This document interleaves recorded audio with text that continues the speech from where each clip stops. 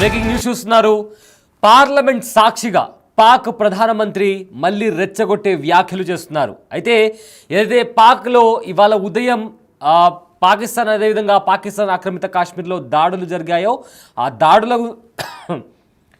దాడులకు సంబంధించి Pakistan prime minister మళ్ళీ రెచ్చగొట్టే వ్యాఖ్యలు చేశారని చెప్పొచ్చు. అయితే మేము కూడా యుద్ధానికి సిద్ధమంటూ కూడా లోపల భయపడుతూనే బయట గంభీరంగా మాట్లాడుతున్నటువంటి విజువల్స్ ఇప్పుడు బయటికి సోషల్ మీడియాలో వైరల్గా మారాయి.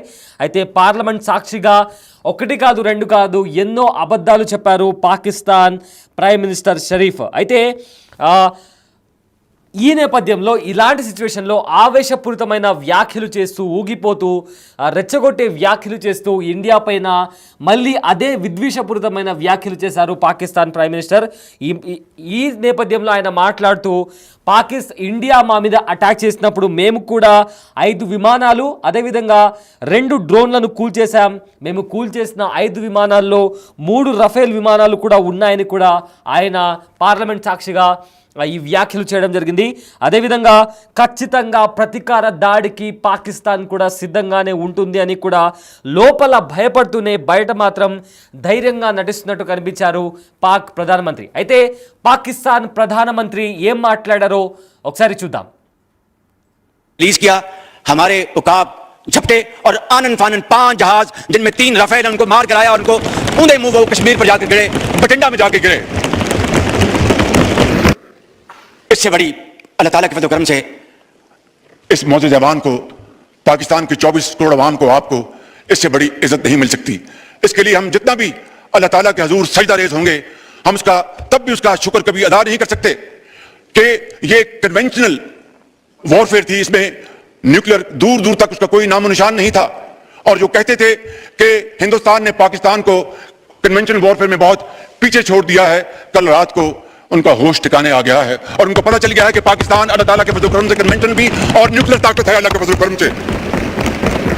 आज जनाब स्पीकर, हमारे दुश्मन उनको कल रात नींद नहीं आई और हमारे जो दोस्त भाई खाब उनको पता चल गया है कि पाकिस्तान वाकई एक ऐसा मुल्क है जिसकी फौज एक ऐसी फौलादी फौज है कि कल को खुदा ना खास्ता उनके ऊपर बुरा वक्त आया तो वो पाकिस्तान की तरफ मदद के लिए वो देखेंगे और दरखास्त करेंगे. इससे बड़ी जनाब स्पीकर पाकिस्तान को और कोई इज्जत नहीं मिल सकती. जनाब स्पीकर,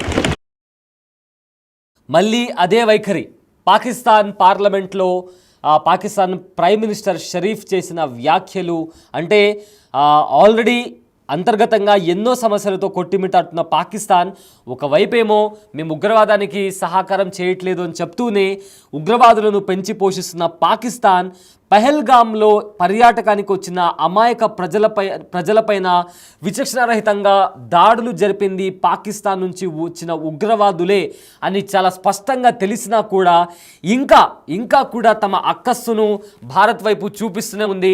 రెచ్చగొట్టే వ్యాఖ్యలు చేస్తున్నారు పాకిస్తాన్ ప్రైమ్ మినిస్టర్ షరీఫ్. అయితే ఆయన పార్లమెంట్లో మాట్లాడుతూ భారత్ మా మీద దాడి చేయడానికి వచ్చినప్పుడు మేము కూడా 5 విమానాలతో పాటు 2 డ్రోన్లను కూడా కూల్చేశాం.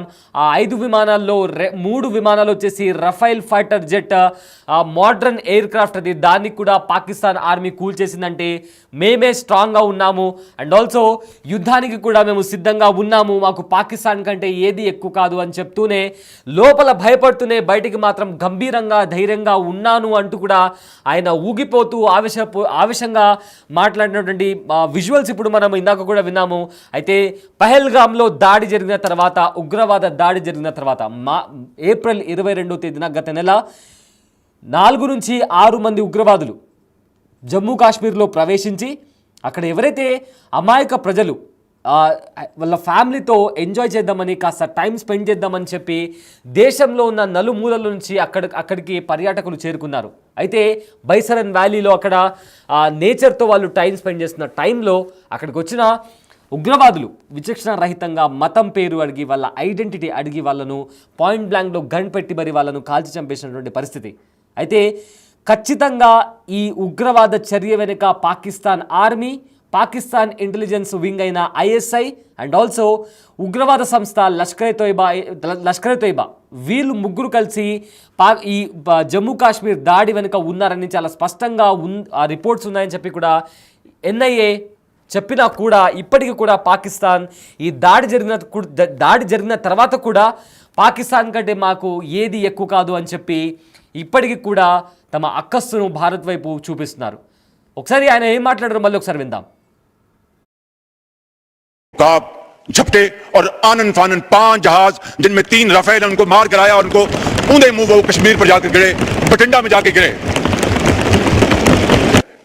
इससे बड़ी अल्लाह ताला के फज़ल करम से इस मौजे जवान को, पाकिस्तान के 24 करोड़ अवाम को, आपको इससे बड़ी इज्जत नहीं मिल सकती. इसके लिए हम जितना भी अल्लाह ताला के हुजूर सजदा रेज़ होंगे. రైట్, ఎన్ఐఏ స్పష్టంగా రిపోర్ట్ ఇచ్చింది. పాకిస్తాన్ ఆర్మీ, ఐఎస్ఐ, అదేవిధంగా పాకిస్తాన్లో ఉన్న లష్కర్ తోయిబా ఉగ్రవాద సంస్థ వాళ్ళు పహల్గామ్ అటాక్కి వీళ్ళు బాధ్యులు అని చెప్పి ఎన్ఐఏ రిపోర్ట్ ఇచ్చిన తర్వాత ఖచ్చితంగా ఎవరున్నా కానీ వాళ్ళను ఖచ్చితంగా పనిష్ చేస్తాము అని కూడా ఇండియన్ ఆర్మీ చాలాసార్లు హింట్ ఇచ్చి వార్నింగ్ ఇచ్చి చేసిన అటాక్ ఇది. సో ఇవాళ మార్నింగ్ అటాక్ జరిగిన తర్వాత దగ్గర 9 స్థావరాల పైన ఎగ్జాక్ట్గా ఉగ్రవాద స్థావరాలు ఎక్కడున్నాయని చెప్పి సర్వైలెన్స్ నిర్వహించి ఎగ్జాక్ట్ అదే పాయింట్ని ఆ టార్గెట్ని లాక్ చేసి ఇండియన్ ఆర్మీ వాళ్ళు ఆ ఉగ్రవాద స్థావరాలను ధ్వంసం చేశారు.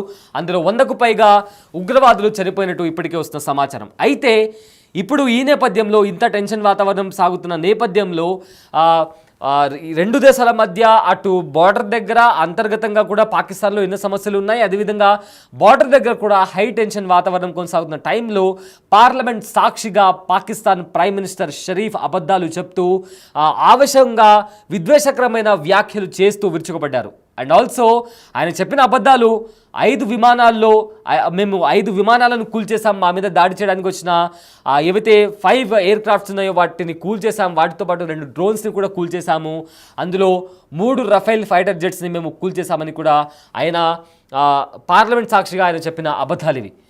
అయితే ఉగ్రవాదాన్ని మేము కూడా బాధితులము, మేము ఉగ్రవాదాన్ని సపోర్ట్ చేయట్లేదు, ఉగ్రవాదం వల్ల మేము కూడా పీడించబడ్డాము అని కూడా గొప్పగా చెప్పుకునే పాకిస్తాన్, బాధపడుతూ చెప్తే పాకిస్తాన్ ఇవాళ ఉగ్రవాదులు చనిపోతే వాళ్ళ అంత్యక్రియలకు కూడా ఆర్మీతో సహా ఐఎస్ఐ కూడా వెళ్ళింది. దానికి సంబంధించిన విజువల్స్ కూడా వైరల్గా మారాయి.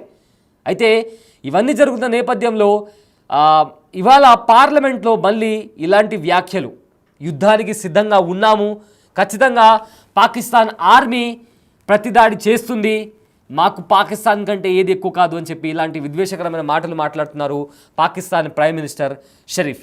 అయితే యుద్ధానికి ఇప్పుడే ఈ దాడి జరిగిన తర్వాత అక్కడ ఉన్న స్థానికులు కూడా ఏవైతే నిత్యావసర వస్తువులు ఉన్నాయో, డబ్బులు కావచ్చు, మెడిసిన్ కావచ్చు, బ్యాంకుల దగ్గర క్యూ కట్టినటువంటి పరిస్థితి కనిపిస్తుంది పాకిస్తాన్లో.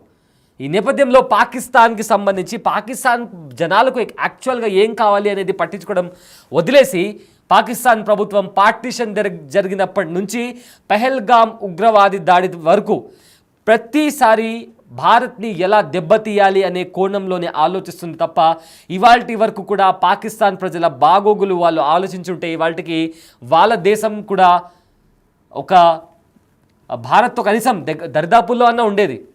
కానీ కేవలం ఉగ్రవాదులను సపోర్ట్ చేయడం, ఉగ్రవాదాన్ని ప్రమోట్ చేయడం, అమాయకమైన ప్రజలను ఉగ్రవాదం వైపు లాగడం, మతం పేరిట ఉగ్రవాదం వైపు జనాలని ఆకర్షితం చేయడం, ఇలాంటి కార్యకలాపాలు చేస్తున్నారు. దాంతోపాటు ఇప్పటికీ కూడా రిగ్రెట్ ఫీల్ అవ్వకుండా ఇప్పటికీ కూడా అదే వైఖరి చూపిస్తోంది పాకిస్తాన్.